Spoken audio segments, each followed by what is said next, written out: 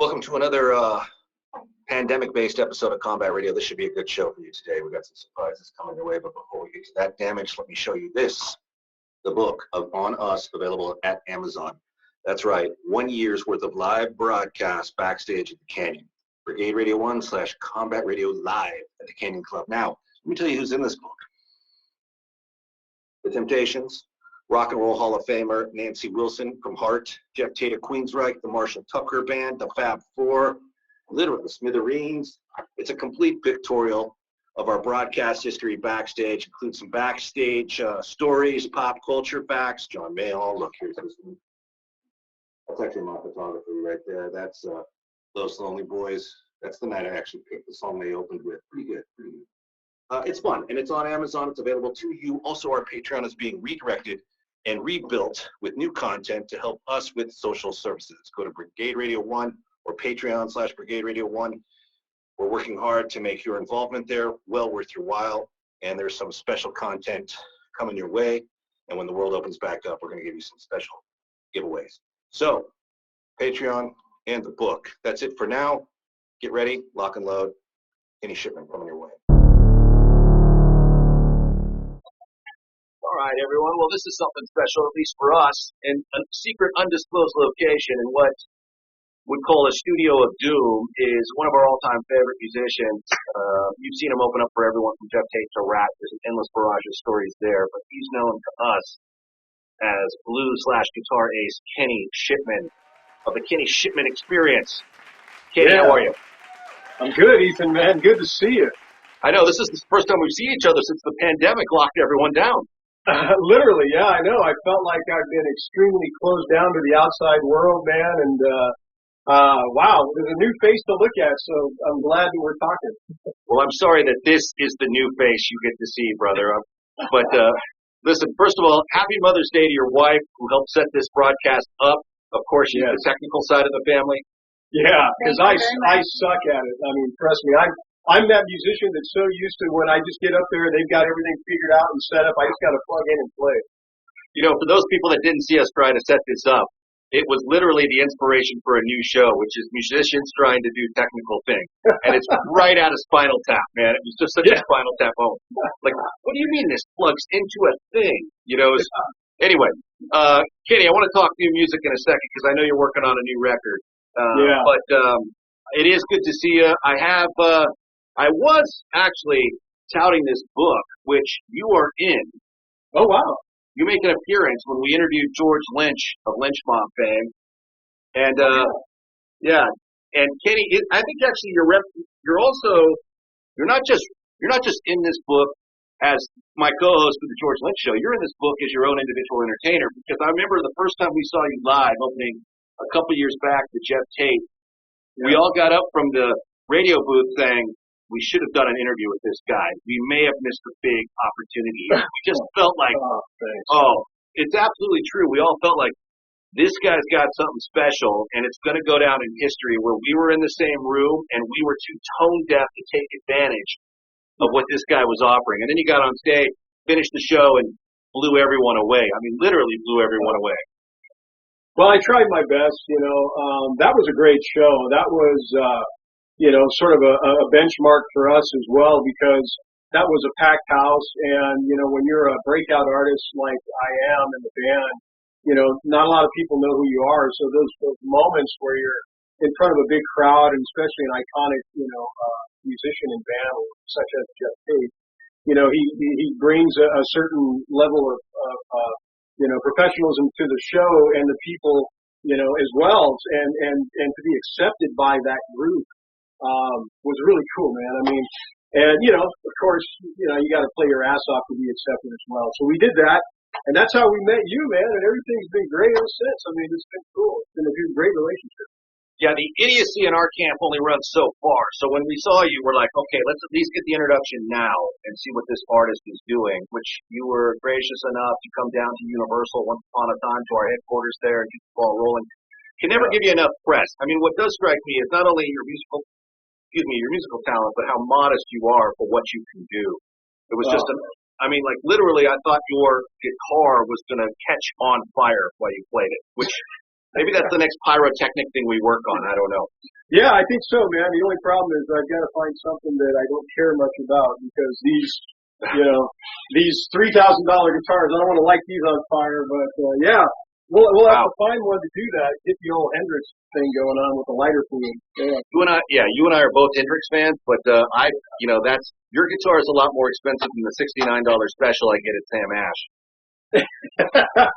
Well, I guess so, but it's not to go off on a tangent, but those guys do a great job for us. That's so cool that they hook you up with that. Yeah. Well, to tell the audience how good of a guitarist you are, you went from opening up for Jeff Tate to us actually introducing you at some point, or I forget how it happened. We did a thing with George Lynch, who's actually a very interesting guy to talk to, not to mention he's a fantastic musician.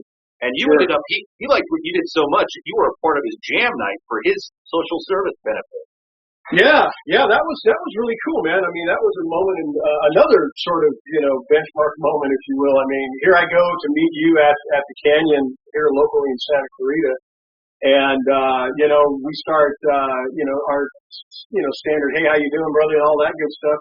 And then you're like, hey, man, I'm going to be interviewing George Lynch, and invited me to be a part of that. And it went from me sitting there as sort of a sidekick, listening in the interview to, hey man, let's get up there and jam. Do you want to play? And, it went from that to that, being on stage that night, singing with him, trading guitar licks with him, playing on stage. And ever since then, we've opened up for him multiple times, and we're actually going to be doing it again soon if the world allows us to, because we do have a date for that, but we'll get into that in a moment. But yeah, talk about, walking into, an opportunity is amazing. Yeah. Well, it actually says a lot about both of you, but particularly Lynch, who is willing to share the stage with someone with your skill set. A lot of guitarists are very territorial, right? But he was just right away. You guys were throwing down suggestions. I think he asked you if you knew Sam Cooke's music. Yeah. and which I never expected him to say that. That's crazy. No, I didn't either. But that actually, again, that every time I talk to him, I learn something more about him. And if you know anything about our interviews with George Lynch, the guy is intrepid is the only way to describe him. He's off protesting pipelines 1 minute, fabricating bulletproof vests with like paperback books and duct tape, and then he's here doing social service jam night. The guy's very interesting. But with you, he was like, yeah, man, let's do this. I remember he said, what did he say to you? He said like, I tune a half key down. Yeah, he basically said I'm at E flat, I'm a half step down, and I looked at him and it's like that moment in Step Brothers where they looked at each other and like, did we just become best friends? Yeah. And so that was literally the moment I had with him. I'm like, dude, I tune down a half step all that. That's where I'm at too. So it's kind of like a standard thing for rock guys that we do that. But yeah, I was like, oh, that's great, but now I don't got to play in another position and I got to figure things out. So it was cool. Well, you're on the docket to open up for him once the world goes back to normal, which I think it will soon. I was talking to the Canyon Club, which is sort of a home venue for both of you, and they're trying to open up this month with some new protocols. And Disney, according to a friend of mine who's on the governor's task force, Disney's going to try to open up with some protocols as soon as June 1st, if not before. And I think once they open up and demonstrate this is how we're going to move forward, everyone else will say, if they're doing it, we're doing it too, and we'll do it just like that. So I think there are daily conversations about trying to get the concert circuit back, and once something even remotely close to what it once was goes into play in terms of protocols, you're on again. Yeah. Well, that's I'm really hoping that it's sooner than later. Not just for my sanity, but I think for people in general. I mean, we've been through a lot emotionally, mentally. A lot of people have gone through a lot physically. And, I feel, my heart goes out to those that have lost, loved ones and continue to down that ugly path. But, but on the other side, for those that are strong and healthy and I think music can mentally bring, sort of a breath of fresh air and live concerts do that. And it's for all of us. I mean, for the musician, for the patron, for the establishment. I just think that as a society, the arts need to come back. So I'm glad it's working its way back.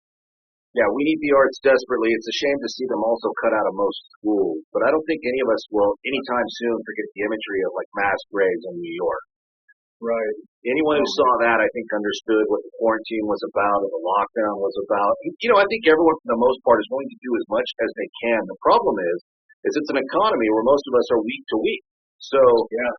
you can only ask people to lock down for so long before they are literally starving. And that's where, you know, and look, all administrations are aware of it. You know, there's also no universal health care, so people who are getting sick are reluctant to get checked because they know what it'll cost them, or even reluctant to get the help they need. There's no solutions here, and this isn't a show where we're going to define what the politics are and fix it, but there's a lot of obstacles that this pandemic has brought to light in terms of how we move forward, and hopefully there's some kind of blueprint there for the next time a pandemic strikes, because it's probably going to be soon. But I do know this. My therapy has constituted a lot of rock music, and that features Kenny Shipman on the playlist.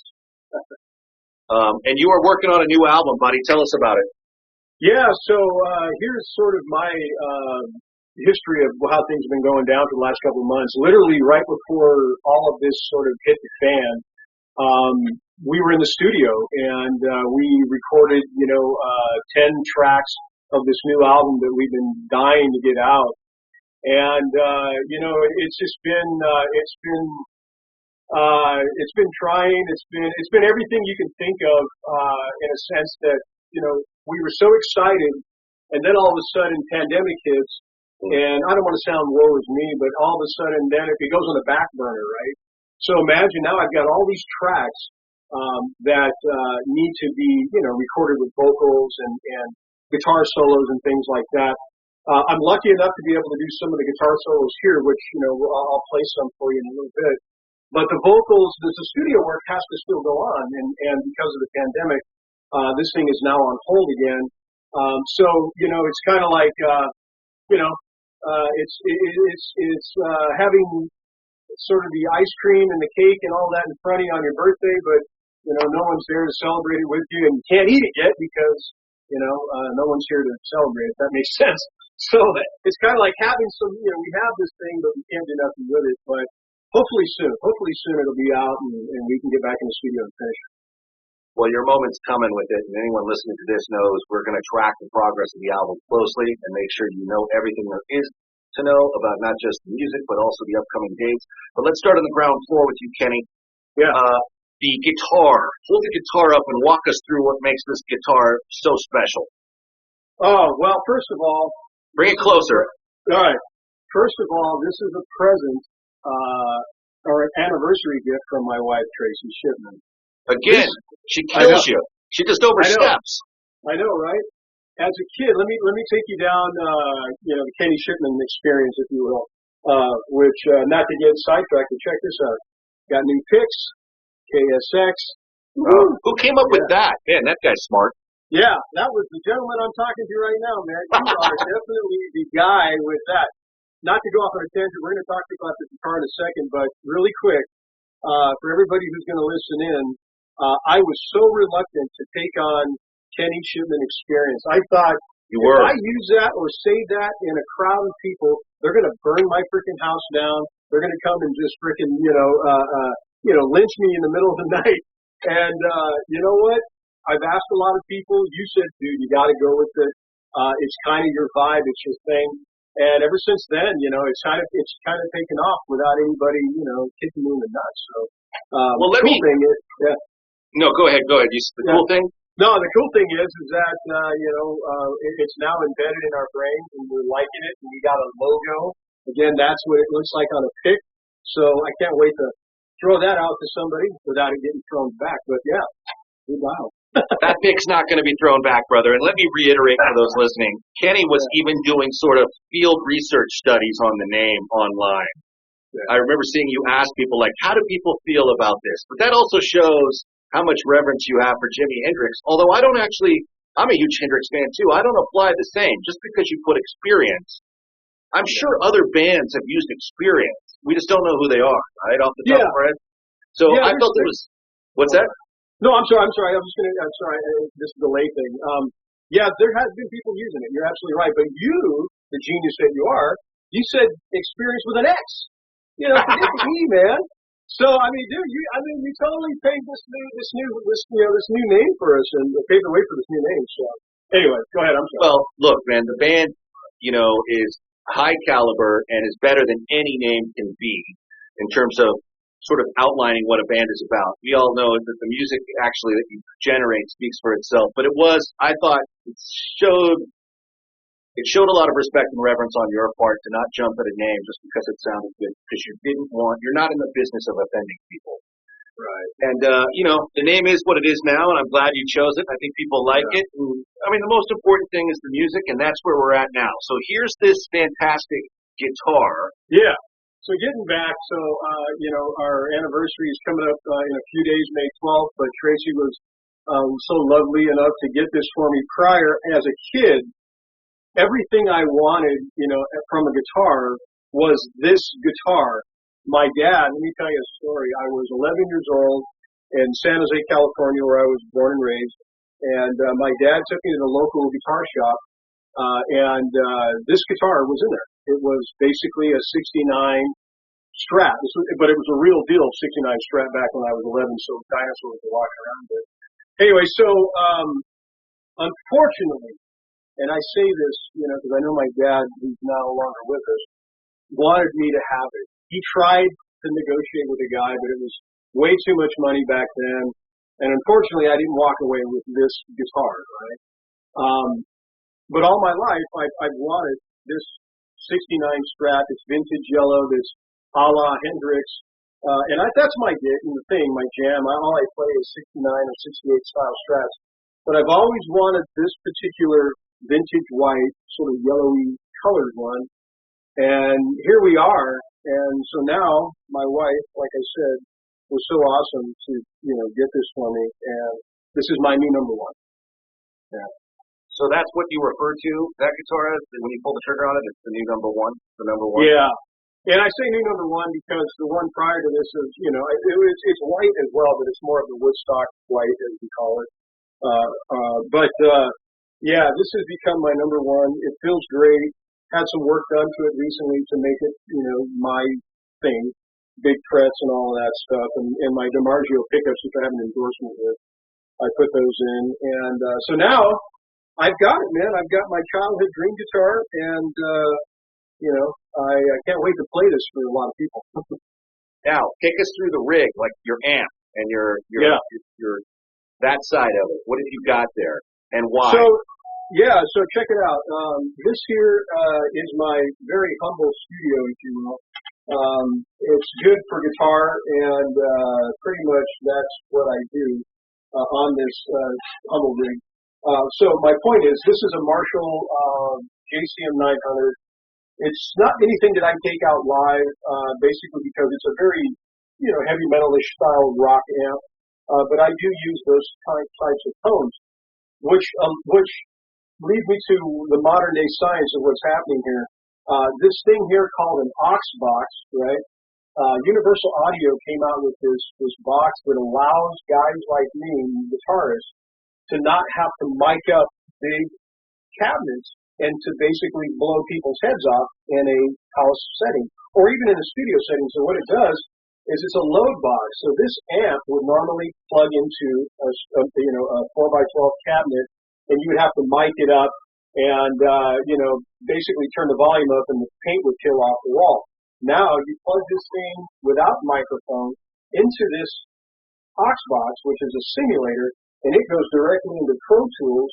And long story short, it gives me the ability to have all of the studio ability and capabilities of a live recording, but without, again, killing people and stuff like that with sound. So that's what's going on here. So I've got my Marshall JCM 900 100 watt 50th anniversary going into all this craziness, and that's really it. I mean, it's pretty humble. It's just allowed me to record guitar. Well, that brings us to the special curtain-raising moment of let's hear a little something that no one has heard yet off the new record. What are you comfortable sort of revealing? Well, I'll tell you what. I'll play it's a song called Live Again. It is a song that was inspired by an event. I won't use names in this case, but it was an event that took place to somebody close to me who has a child that decided that things were a little too tough in life and they didn't want to be around anymore. And thankfully enough, that person wasn't successful in what they tried to do. And, that put me into a mindset of, I'm glad that person's okay. I'm glad that person got help. And I'm also glad that they're alive and living again. So it inspired me to write this song called Live Again. What I'll do is I'll just kind of play it because I was thinking about going live and playing guitar, but it might be too loud for the audio. So I'm going to just play it on Pro Tools, and I'll play some guitar solo stuff. Everybody likes guitar solos, right? Right. I think, yeah. Let's well, see if they don't, they will now. Yeah. I'll give you some pre-roll. So this is a little pre-roll on Live Again, the solo of that.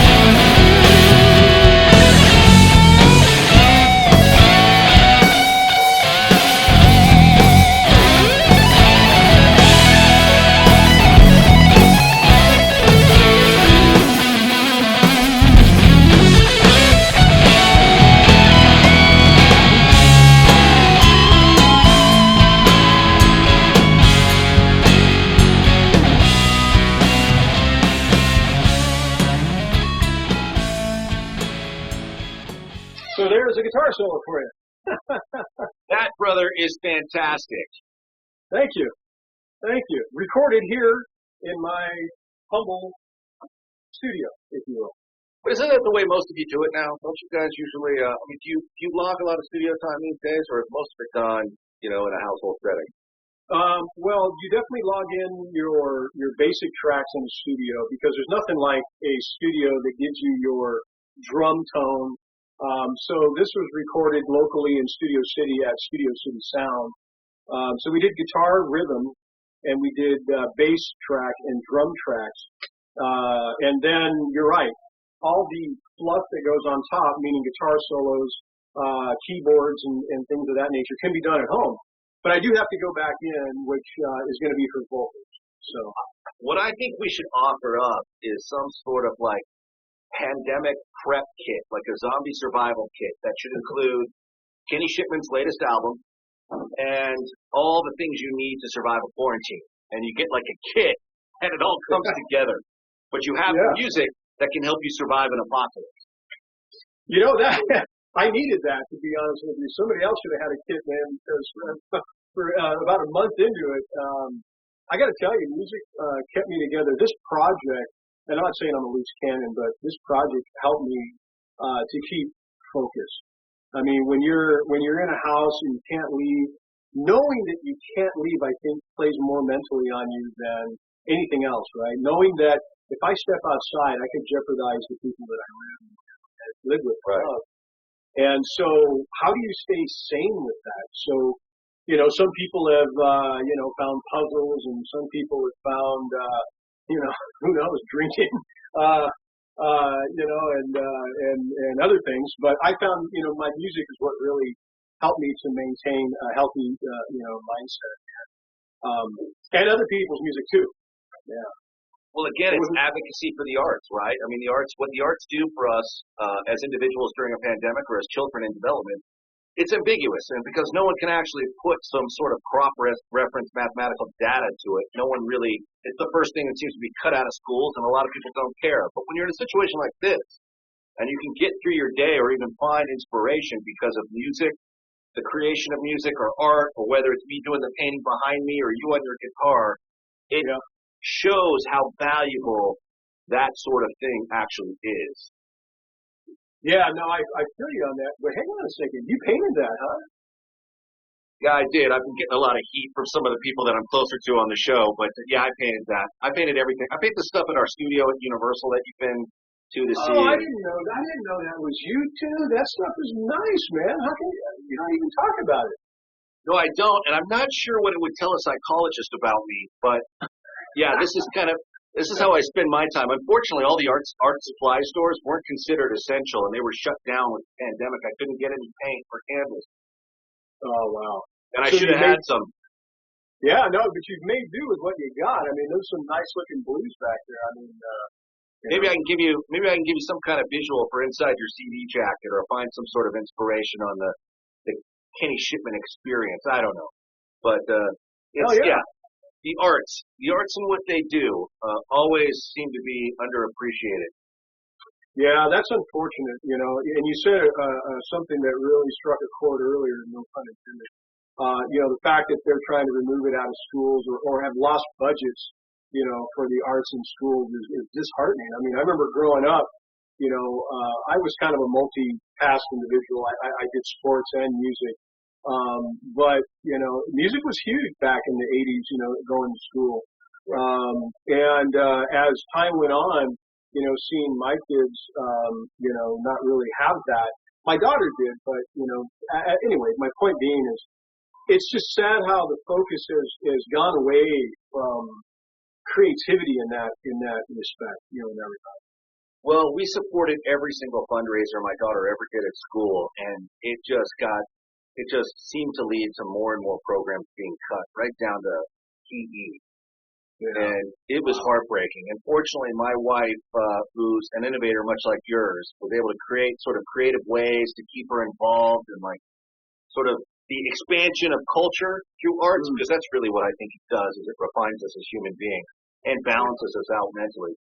You know, we were able to keep some things together, but you know how it goes. It's just a shame. I mean, it's like the amount of money that's actually taxed from us that actually circles back into building our children into better citizens through schools is kind of shameful when you think about it. But that's why, for those of us like you and I, we have and we preach these things, right? Look, grab the guitar, do some music. And actually, anything you've done, I would encourage anyone, don't just wait for the new album. You can go to Kenny's website, and you get all kinds of rock and roll blues craziness.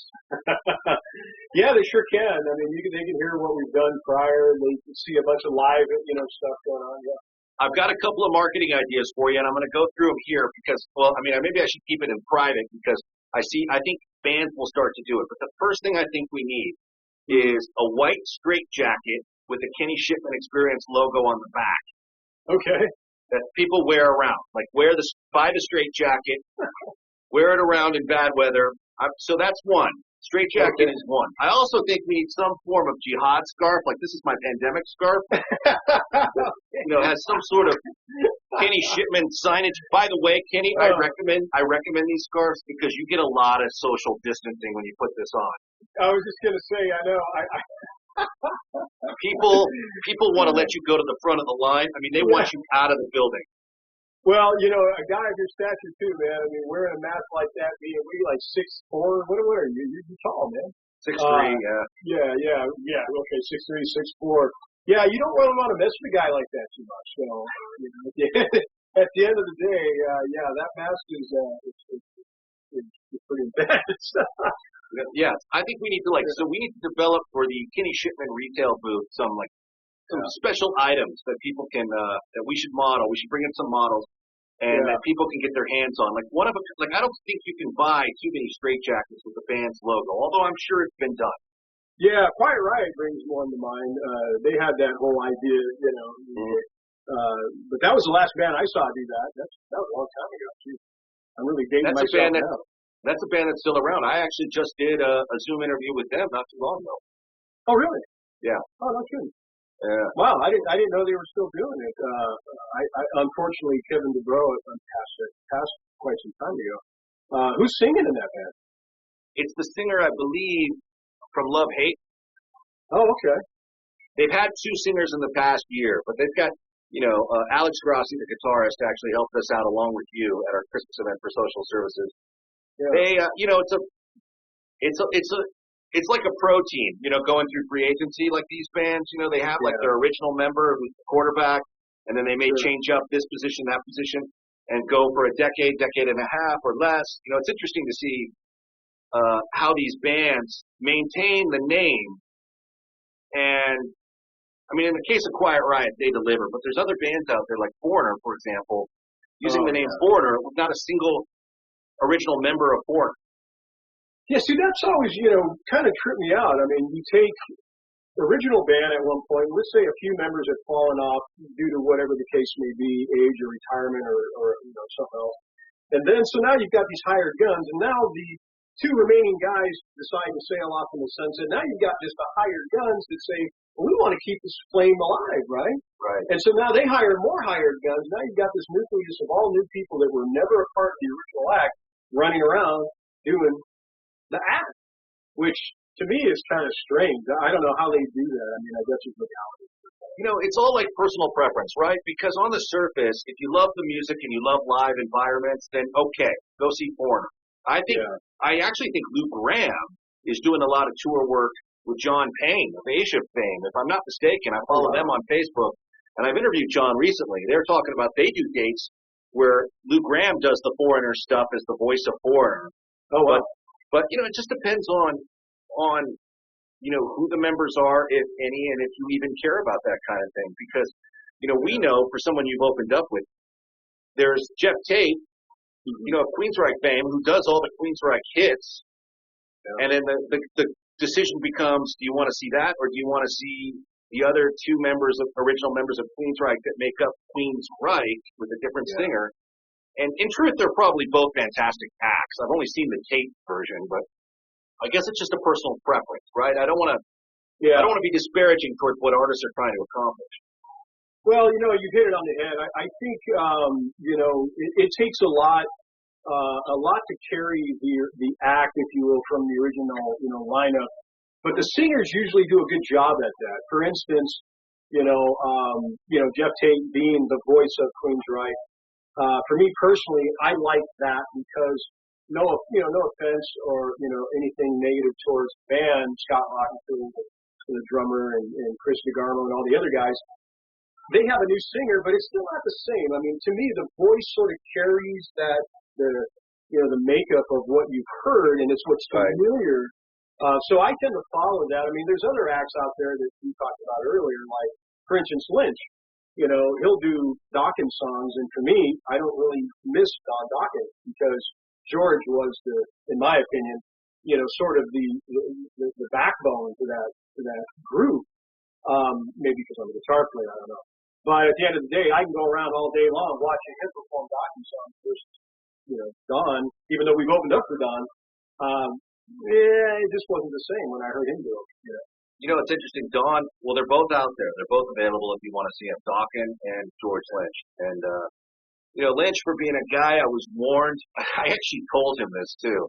I was warned not to interview him, which now, thinking about it, seems ridiculous because he couldn't be more likable. Right. And also more helpful. Having his own social service platform himself, he understands a lot of the work we did. And his wife actually came to our Christmas benefit for homeless kids one. Yeah, I saw it. Yeah, so it's interesting that I was warned, but somebody told me before we did our first interview, you two guys in a room, maybe not, don't do it. And I don't know what that says about me, but of course I get confrontational about it. I'm like, well, hold up, I think we're all adults. And the thing about it too is whatever the political differences between Dawkins and Lynch are, it's kind of their own business, and I'm sure it's been documented. So I tend to move past that sort of stuff. Sure. But there was talk, and maybe you heard it pre-pandemic, that they were going to get together for some sort of reunion. I did hear that. Blabbermouth being this entity that talks a lot about what's going on in the world of rock music. Right. I did read that, and that would be interesting. It's kind of cool to get original lineups back together if they're willing to be in a room together, right? And some of the big ones too. For instance, like we opened up for Vince Neil. There was talks pre-pandemic that they were going to go on the road, Motley Crue, all original guys. Mm-hmm. So for me, I like that whole concept because it sort of keeps rock alive and keeps the door open for a breakout artist like myself, to have, some hope. So the longer these big guys keep it alive, the better it is for us. Well, when I was backstage with Doc, and I just introduced myself real quick as being sort of the entity that had promoted the show, radio-wise, I dropped backstage. The guy and the band could not have been nicer. Yeah. And I actually said, hey, would you guys mind signing a guitar for social services, and we'll auction it off. I'll keep you posted on the meals and the results. And, that's always kind of a test, is who's got the willingness to help a cause. Yeah.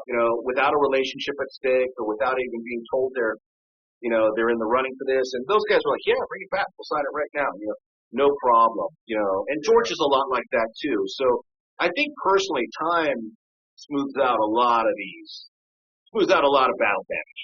Yeah, you're absolutely right, man. Time heals all wounds. And let's even talk about the current situation that we're in right now.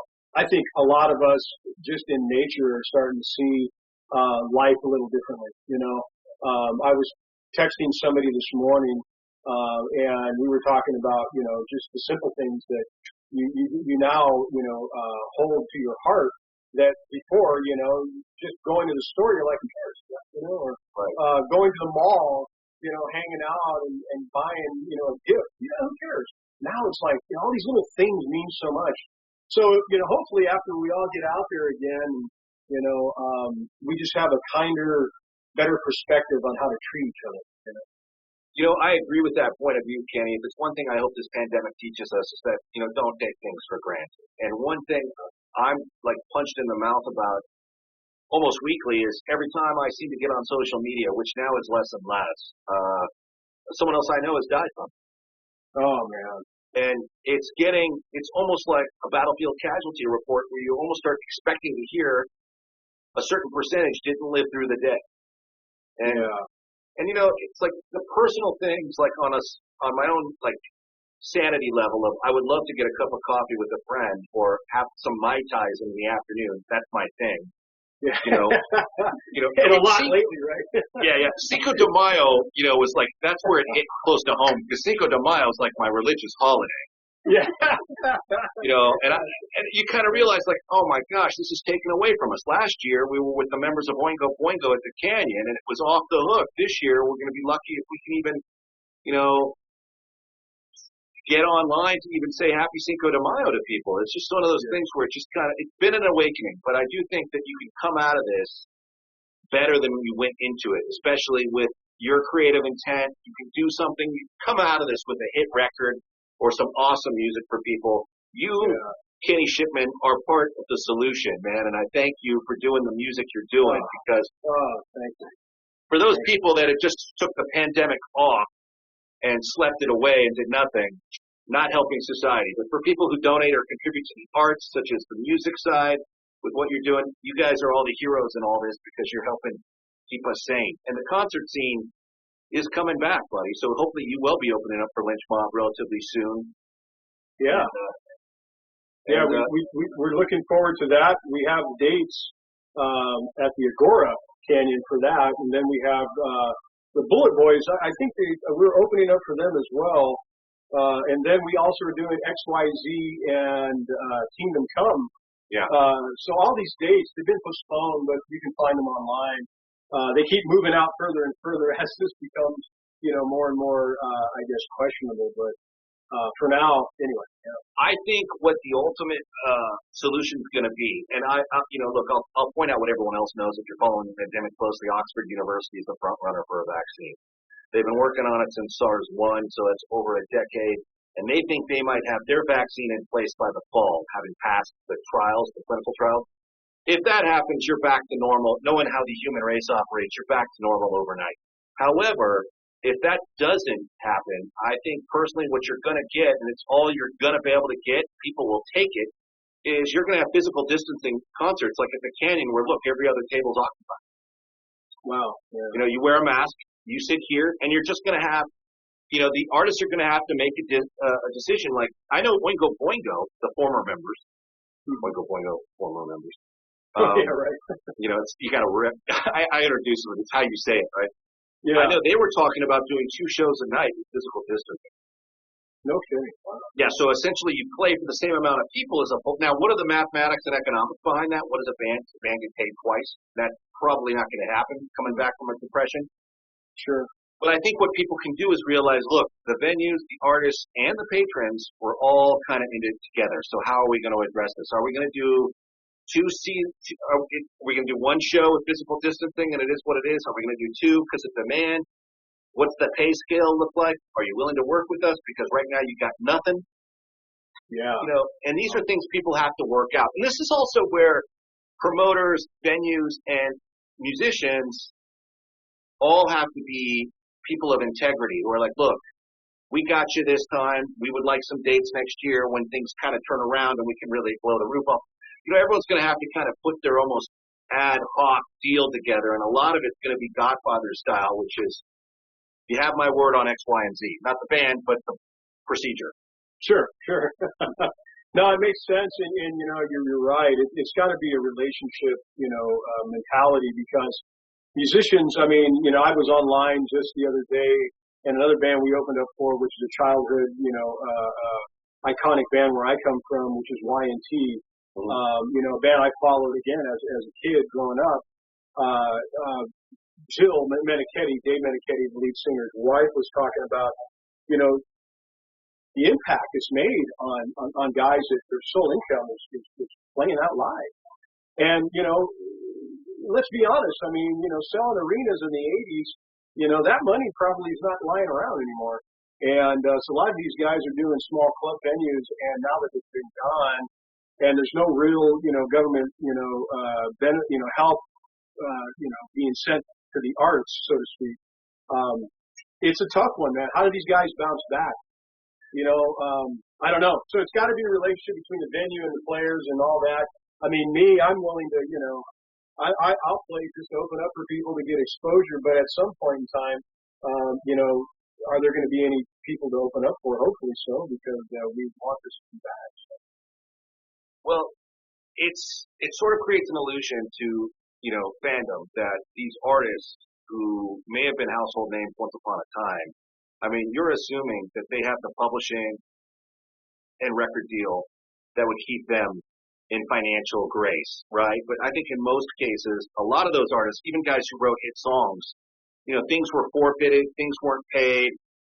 You may have been playing arenas in the 80s and 90s, but, that's 2 decades plus ago.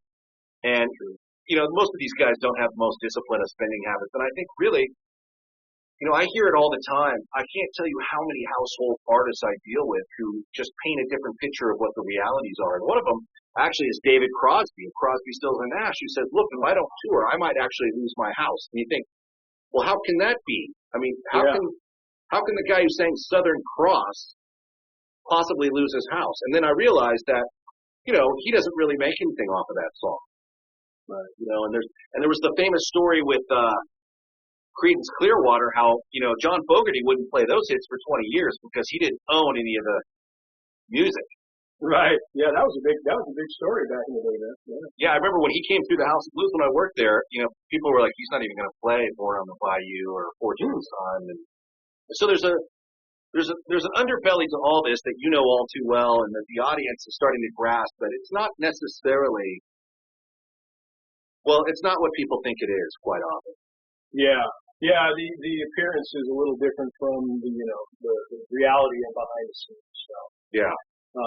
But at the end of the day, just excited to get this hopefully back soon and get out there, and luckily venues like the Canyon that we are a residency at, hopefully get to stay afloat. I've thought about that, like how are these guys paying the bills? All these venues with nobody playing, right?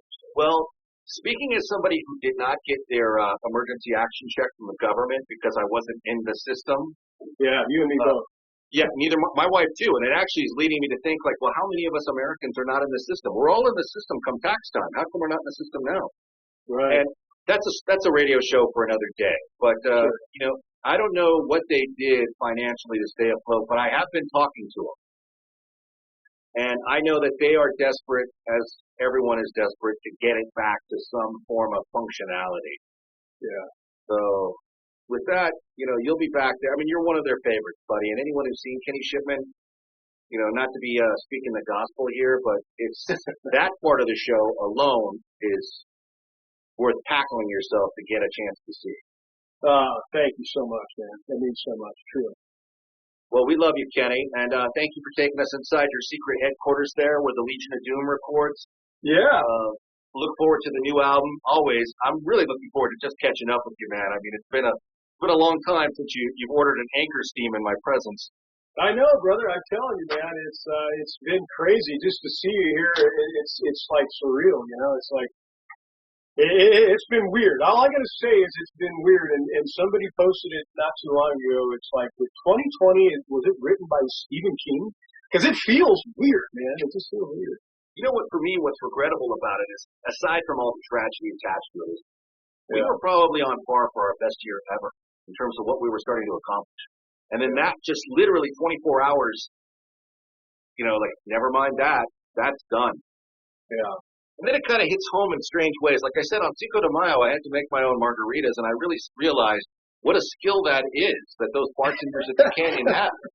And I'm like, damn, man, now, talk about how every aspect of your life is underappreciated. Like, I can't even put this formula together in a glass. I mean, it's like people did everything for us. So now we have to learn the ways of the world from like sort of the ground floor up. But yeah, that's funny. That's hilarious. I know it was the same thing here. We were kind of just walking around and, we talked about margaritas. It never happened. I ended up taking a shot of mezcal. I could go down a rabbit hole with that, but matter of fact, I'm going to leave you with this here. One week into the pandemic, I started feeling like sick, right? And throat pain and sinus and scaring the hell out of me, and a point to where it was getting like a little weird, like the breathing was getting weird. So now I'm losing my mind. I'm thinking I've got it. I'm checking out. I've lost it. And the one thing, I swear to you, man, the one thing that would make me feel good and save my throat and take the pain away was Casa Amigos Mezcal Tequila. And I've got to tell you, man, I would wake up at nighttime. This is so true. I would wake up at nighttime and take a shot. It was by my bed. And because I heard this German, I read about this German doctor, scientist, back in somewhere in Germany, saying that it starts, the COVID-19 starts in the nose and the throat. Yeah. And if you can kill it right there, and they were doing it over there with some kind of, who knows what, alcohol. So I think the Mayo started 2 months ago, to be honest. Yeah. Well, alcohol sales did spike, and I think that's part of it, right? Because, people need to sort of medicate their way through it. And everyone's got phantom symptoms, right? Like every time I even had like a mild cough, I'd be like, oh no. Yeah. Oh no. I know, man. And then I realized by following it online that everyone was having phantom symptoms where they were like in a near state of panic, like I've got it. And now people are like, screw it, man. The weather's nice. I don't care if I have it or if I'm going to get it. I'm going to the beach. Yeah. Like we went from extreme fear and lockdown to now, I can't be in home. I can't be, you guys have stood in my way long enough. I'm going to the beach. Anyway, brother, we love you. This has been fun to catch up. Give my best to your family. And I will. Say hi to yours as well, and we love them, and I'm glad you guys are all safe and happy, man. And it's been great talking to you, man. This is awesome. Definitely, virtual hug, man. Right. Yeah. We love you, Kenny. Stay awesome, brother. All right, you too, man. Good talking to you. Bye-bye.